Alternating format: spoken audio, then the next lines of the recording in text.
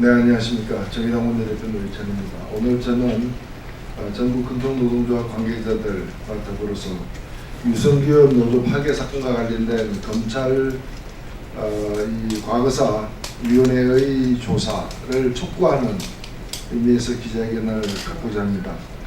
아시다시피 유성기업 노조 파괴 사건은 지난 정권 하에서 벌어진 노조 파괴 사건 중에서 가장 악랄한 내용으로 점철되어 왔었습니다. 그로 인해서 노조 한강호 씨가 스스로 목숨을 끊은 사실도 있고, 또 유성기업의 유시영 대표이사는 이로 인해서 법정 구속되어서 만기 출소를 한 상황입니다. 그럼에도 불구하고 노조 파괴 행위 자체가 중단되거나 끝난 것이 아니라 지금도 현재 진행형으로 계속되고 있고, 조합원들에게 손해배상 청구 등 탄압이 이어져 가고 있습니다. 이런 상황에서 검찰 과거사 위원회가 유성기업 노조 파괴 사건을 과거사위원회의 조사 대상으로, 사전조사 대상으로 선정을 했고, 이것이 또 유일한 노동사건으로 선정이 된 바 있습니다.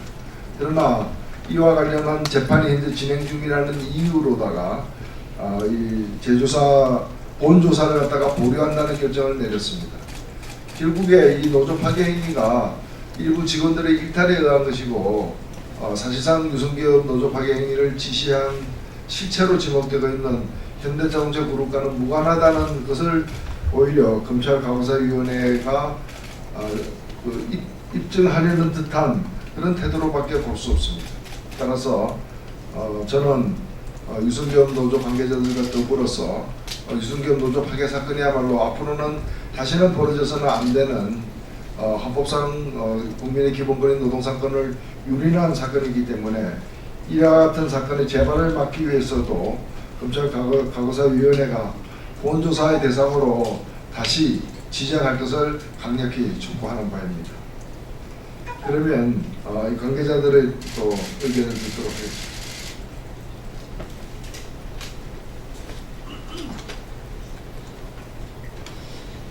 유성 지회장 이정훈입니다. 반갑습니다. 유성 노조 파괴가 8년입니다. 8년이지만은 아직 진행형에 있습니다. 노조 파괴와 관련해서 유시영 회장은 1년 2개월을 살고 지난 4월 19일 날 출소했습니다. 출소하고 반성의 여지는 전혀 없고, 출소하자마자 노동조합이 있는데 보복을 하고 있습니다. 보복은 우리 조합원들 50여 명이 있는데 손배 가압류를 청구하고 있습니다. 그 다음에 유성 노조 파괴와 관련해서 의문사항이 몇 가지 있습니다. 노조 파괴라 하면 지금 언론에 많이 보도되는데요. 삼성이라고 많이 들어보셨을 건데요. 노조 파괴는 원조는 현대자동차와 유성자본입니다. 현재 삼성에서 노조 파괴하고 있는 것들이 이미 현대자동차와 유성기업에서 했던 사항입니다. 미리 또 했습니다. 그다음 그럼에도 불구하고 현대자본은 전혀 조사 내지 봐주기를 하고 있습니다. 이명박 정부 때 다스 변호사 비용을 현대도 됐고 삼성도 됐습니다.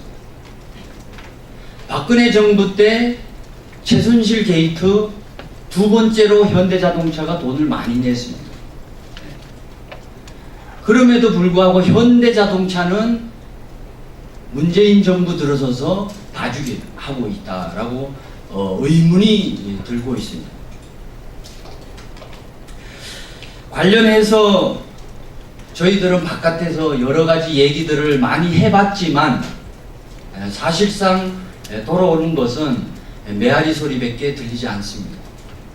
그래서 관련해서 우리 기자분들이 오늘 정론관에서 이러한 사항들을 가지고 호소하고 얘기 드리러 왔습니다. 그래서 많은 취재해서 언론에 보도를 많이 해줬으면 고맙겠습니다. 감사합니다. 예, 저는 금속노조 대전 충북지부 수석 부지부장 전석입니다. 기자회견문을 낭독하도록 하겠습니다. 제조사 보류 철회하고 현대자동차 범죄 전모를 밝혀라. 검찰 과거사위원회가 유성기업 노조 파괴 사건에 대해 본조사를 보류한다고 결정했다. 유성기업 노조 파괴 사건은 검찰 과거사위 사전조사 대상 사건 중 유일한 노동 사건이었다. 그런데 본조사에서 이 유일한 사건에만 제외됐다.